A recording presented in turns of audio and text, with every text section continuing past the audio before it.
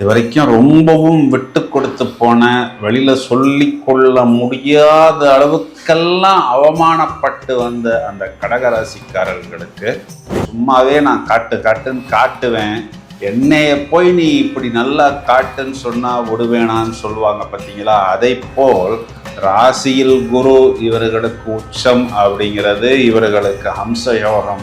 8ஆம் வீட்டில் இருக்கக்கூடிய அந்த ராகுவை செவ்வாய் 4ஆம் பார்வைன்னு சொல்லக்கூடிய விஷப்பார்வையால் பார்க்கிறது. இது என்ன பண்ணலாம் அப்படின்னா, 8ஆம் இடம் அப்படிங்கிறது சில நேரங்களில் நாம் வாகனங்களில் போகும் பொழுது கூடுதல் கவனம் எடுத்து கொள்ள வேண்டும்.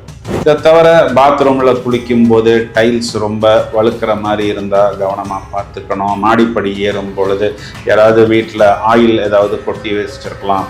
இதெல்லாம் கொஞ்சம் கூடுதலாக கவனம் எடுத்துக்கொண்டு ஒரு குழந்தை போல் நம்மை பார்த்து கொள்ள வேண்டும். ஹாய் ஃப்ரெண்ட்ஸ், நாம் அனைவரும் ஆவலுடன் எதிர்பார்த்து காத்திருக்கக்கூடிய நவம்பர் மாதத்துக்கு உண்டான ராசி பலன் என்ன சொல்ல போகிறது. முதலில் நவம்பர் மாதத்தில் என்னென்ன மாற்றங்கள் நிகழ இருக்கிறது. நவம்பர் மாதம் 3ஆம் தேதி சுக்கிரன் தனது சொந்த வீட்டில் ஆட்சி பலம் பெறுகிறது. இதை ஒரு சில ராசிகளுக்கு மாளவிகா யோகம் என்ற ஒரு அமைப்பில் வருகிறது. நவம்பர் மாதம் 9ஆம் தேதி விருச்சிக ராசியில் இருக்கக்கூடிய புதன் என்ற கிரகம் வக்ரம் அடைகிறது. நவம்பர் மாதம் 17ஆம் தேதி நமக்கு நீசமடைந்த சூரியன் துலா ராசி மண்டலத்திலிருந்து விருச்சிக ராசியில் வந்து அமர்ந்து குருவின் பார்வையை பெற்று சிவராஜ யோகமாக மாறுகிறது. நவம்பர் மாதம் 24ஆம் தேதி இந்த புதன் என்ற கிரகம் வக்கரத்தில் துலா ராசி மண்டலத்துக்குள் பின்னோக்கி வருகிறது. நவம்பர் மாதம் 26ஆம் தேதி சுக்கிரன் என்ற கிரகம் தனது ஆட்சி வீட்டில் இருந்து விருச்சிக ராசிக்கு பயிற்சியாக இருக்கிறது. வருடாந்திர கிரகத்தில் எந்த விதமான மாற்றமும் இல்லாமல் குரு என்ற கிரகம் அதிசாரம் பெற்று தனது உச்ச வீட்டில் கடக ராசியில் அமர்கிறார். மேலும் குரு என்பவர் சனீஸ்வர பகவானை பார்க்கிறார்.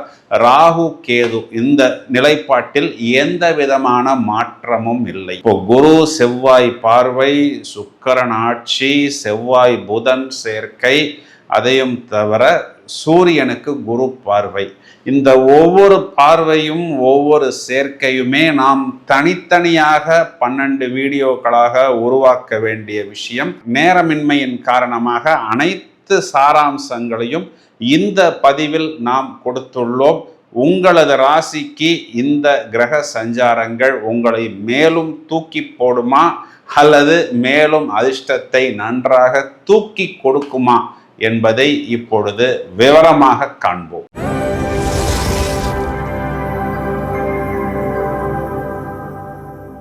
கடகராசிக்காரர்களுக்குத்தான் அதிகமான ஒரு எனர்ஜியும் டானிக்கும் தேவைப்படுகிறது. இது வரைக்கும் ரொம்பவும் விட்டு கொடுத்து போன, வெளியில சொல்லிக்கொள்ள முடியாத அளவுக்கெல்லாம் அவமானப்பட்டு வந்த அந்த கடகராசிக்காரர்களுக்கு இந்த கிரக நிலைகள் நவம்பர் மாதத்தில் நன்றாக வாரி வழங்குவதற்கு தயாராக இருக்கிறது. அப்படி என்ன சார் வாரி வழங்க போகுது அப்படின்னா, சும்மாவே கடகராசிக்காரர்கள் ரொம்பவும் ஸ்பீடா, ரொம்பவும் சாதுரியமா, ஒரு படத்துல சொல்லுவாங்களே, சும்மாவே நான் காட்டுன்னு காட்டுவேன், என்னைய போய் நீ இப்படி நல்லா காட்டுன்னு சொன்னா விடுவேணான்னு சொல்லுவாங்க பார்த்தீங்களா? அதை போல் ராசியில் குரு இவர்களுக்கு உச்சம் அப்படிங்கிறது இவர்களுக்கு ஹம்ச யோகம். இந்த குரு இவங்க செவ்வாயை பார்க்கிறது குரு மங்கள யோகம். செவ்வாய் ஆட்சி பெற்றிருப்பது இங்கு ருட்சக யோகம் அப்படிங்கிற ஒரு அமைப்பில் வருகிறது. முதல்ல இவங்களுக்கு சூரியன் அப்படிங்கிற ஒரு கிரகம் நிஷ்பலத்தில் வருகிறது. சுக்கிரன் அப்படிங்கிற கிரகம் திக்பலத்தில் வருகிறது. இதையும் தவிர இவர்களுக்கு 3ஆம் வீட்டுக்கு அதிபதி புதன், 4ஆம் வீட்டுக்கு அதிபதி சுக்கிரன் 4-5 வீடுகளில் பரிவர்த்தனை யோகம் என்ற ஒரு அமைப்பில் வருகிறது. அப்போ ஒரு புத்துணர்ச்சி அப்படிங்கிறது இவர்களுக்கு ரொம்ப நாளைக்கு அப்புறம் இந்த கிரகங்களின் மூலமாக வருகிறது. லாபஸ்தானத்துக்கு செவ்வாயின் பார்வை, அப்புறம் சனியின் பார்வை, இந்த அனைத்து விஷயமுமே கடகராசிக்கு ஓப்பனாக சொல்ல போனால் ஒரு ஜாக்பாட். இவங்களுக்கு இன்னொரு பெரிய ப்ளஸ் பாயிண்ட் என்ன அப்படின்னா, இந்த ராசியில் இருக்கக்கூடிய இந்த குரு அப்படிங்கிறது நிறைய விஷயங்களை இவர்களுக்கு எடுத்து கொடுக்கும். இவங்களை ஒரு கவச்சம் போல் பாதுகாப்பு ஏற்படுத்தி கொடுக்கும். 4ஆம் வீட்டில் சுக்கிரன் ஆட்சி அப்படிங்கிறது ஜோதிடத்தில் ஒரு பக்கம் திக்பலம் அப்படின்னு சொன்னாலும், இன்னொரு விதத்தில் பார்த்தோம்னா அது சுகவாசி யோகம் அப்படின்னு சொல்லப்படுகிறது. சுகவாசி அப்படிங்கிற அந்த ஒரு வார்த்தையிலேயே இந்த மொத்த ராசி பலனும் முடிந்து விட்டது.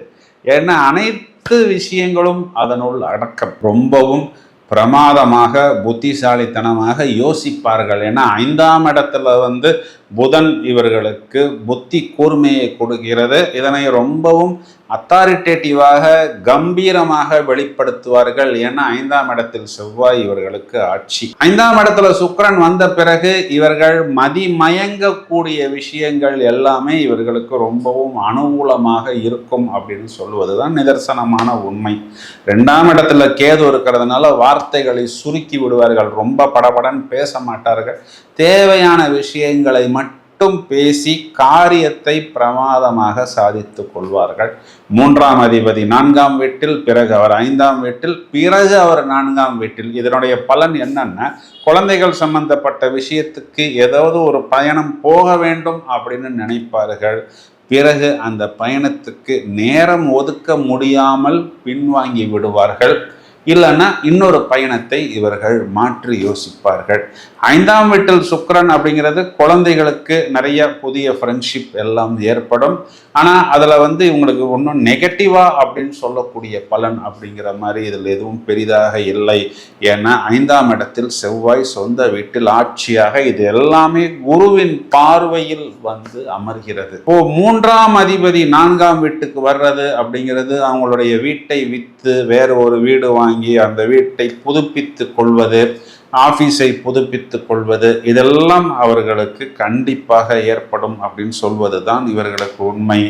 இதையும் தவிர இவங்களுக்கு லாபஸ்தானத்துக்கு 2 கிரகங்களின் பார்வை, பிறகு சூரியனின் பார்வை, 3 கிரகங்களின் பார்வை லாபத்துக்கு வருகிறது. அப்படின்னா 2-3 விதங்களில் இவர்களுக்கு லாபம் வருகிறது அப்படின்னு தான் அதனுடைய அமைப்பு. வாடகை மூலம் வரக்கூடிய வருமானமாக இருக்கலாம், தொழில் மூலம் வரக்கூடிய வருமானமாக இருக்கலாம், பூர்வீகம் சம்பந்தப்பட்ட விஷயங்களிலிருந்து வரக்கூடிய வருமானமாக இருக்கலாம். ஏன்னா இது எல்லாமே பூர்வீகம் சொல்லக்கூடிய 5ஆம் இடத்தில் தான் வருகிறது.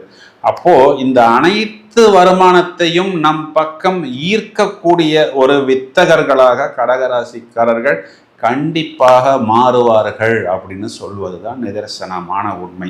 இப்போ இது எல்லாமே இவர்களுக்கு ப்ளஸ் பாயிண்டாகத்தான் இருக்கிறது.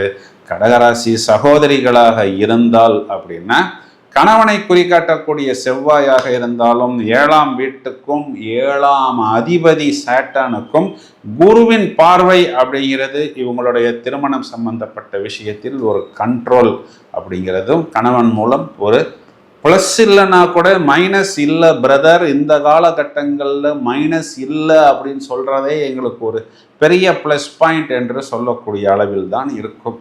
ஸோ ஏதாவது தேடி பார்த்து கடகராசிக்காரங்களுக்கு ஒரு மைனஸ் பாயிண்ட் சொல்லுங்க அப்படின்னா, 8ஆம் இடத்தில் இருக்கக்கூடிய அந்த ராகு என்ற கிரகத்திற்கு குருவின் பார்வை மறுக்கப்படுகிறது. 8ஆம் வீட்டில் இருக்கக்கூடிய அந்த ராகுவை செவ்வாய் 4ஆம் பார்வைன்னு சொல்லக்கூடிய விஷப்பார்வையால் பார்க்கிறது. இதுக்கு என்ன பண்ணலாம் அப்படின்னா, 8ஆம் இடம் அப்படிங்கிறது சில நேரங்களில் நாம் வாகனங்களில் போகும் பொழுது கூடுதல் கவனம் எடுத்து கொள்ள வேண்டும். எப்படின்னா, ஒரு லாங் டிராவல் போகிறோம், வெளியூர் போகிறோம், இல்லை ரொம்ப தொலைதூர பயணம் போகிறோம் அப்படின்னா மேக்சிமம் நம்ம பப்ளிக் டிரான்ஸ்போர்ட்டை எடுத்துக்கொள்வது புத்திசாலித்தனம். இதற்கு மட்டும் கூடுதல் கவனம் கொடுத்தே ஆக வேண்டும். இதை தவிர பாத்ரூமில் குளிக்கும் போது டைல்ஸ் ரொம்ப வழுக்கிற மாதிரி இருந்தால் கவனமாக பார்த்துக்கணும். மாடிப்படி ஏறும் பொழுது யாராவது வீட்டில் ஆயில் ஏதாவது கொட்டி வச்சிருக்கலாம். இதெல்லாம் கொஞ்சம் கூடுதலாக கவனம் எடுத்துக்கொண்டு ஒரு குழந்தை போல் நம்மை பார்த்து கொள்ள வேண்டும். இதைத்தான் நான் சொல்கிறது, எப்பொழுதுமே தூங்கும்போது கூட ஹெல்மெட் போட்டு தூங்கலாம். அந்த அளவுக்கு நீங்கள் உங்களை புத்திசாலித்தனமாக பார்த்துக்கணும். இதில் நம்ம பேனிக் ஆகிறதுக்கு எதுவும் இல்லை. ராசியில் குரு இருக்கிறது. இருந்தாலும் கடகராசிக்காரர்களுக்கு ரொம்ப நாளைக்கு அப்புறம் இந்த யானை பசியை தீர்க்கக்கூடிய அளவுக்கு இவங்களுடைய பிரச்சனைகளை தீர்க்கும் விதத்தில் கிரகநிலைகள், அது லாபம், தனம், வருமானம், ஒர்க்கு, தொழில், நிறைய வாடிக்கையாளர்கள் இவர்களை நோக்கி பயணிக்கக்கூடிய அமைப்பு எல்லாமே அனுகூலமாக வருகிறது.